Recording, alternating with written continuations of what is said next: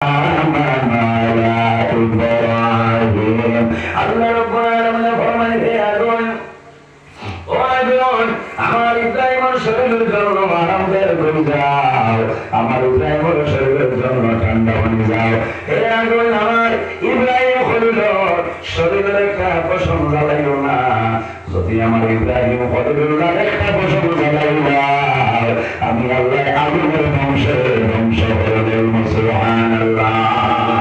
এর কারণে আমার বুজুর্গগণ ইমানদার মুমিন মুসলমান যারা আছে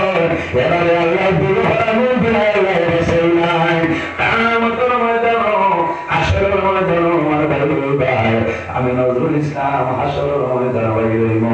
আমার মাওলানা আবুল কালাম সাহেব আমার সম্মানিত সভাপতি সাহেব আপনারা সারা খবর করে উঠিবাই মানুষের শরীরের মধ্যে কোনো খবর থাকবে না, কোন মানুষের শরীরে কোনো খবর থাকবে না। উলঙ্গ অবস্থায় মানুষ উঠিবাই হযরত আয়েশা সিদ্দিকা রাদিয়াল্লাহু তাআলা আনহা বলেন ইয়া রাসূলুল্লাহ ইয়া রাসূলুল্লাহ ইয়া হাবিবাল্লাহ মানুষ কিয়ামতের ময়দানে কবর করে মানুষ উলঙ্গ অবস্থায় হাশরের ময়দানে উঠিবা। ইয়া রাসূলুল্লাহ একজনে অন্য মানুষের বাড়ি সেই বছর করে মধ্যে ঘুরতে পারবে না। রাসূলুল্লাহ বলেন আয়েশা তুমি জানো না ওই দিনের কথা আমি নবী বললাম সেদিন মানুষের কথা বন্ধে নিজে নিজের শরীরে সময় ফেলবে না। ওই দিনের কিয়ামতের ময়দান সমস্ত মানুষ কবর করে ভাই আমি নজরুল ভাই আপনারা ভাই মানুষের জবানে দিয়ে একটা শব্দ উচ্চারণ করে নাফসি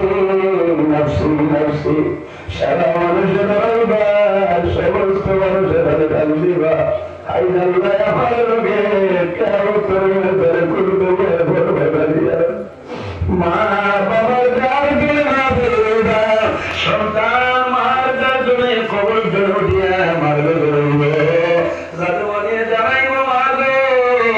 আই ভগবানদের দ্বিতীয় খণ্ডের খবর জন্য বাড়িবে আয় ভালো ভাই ও মা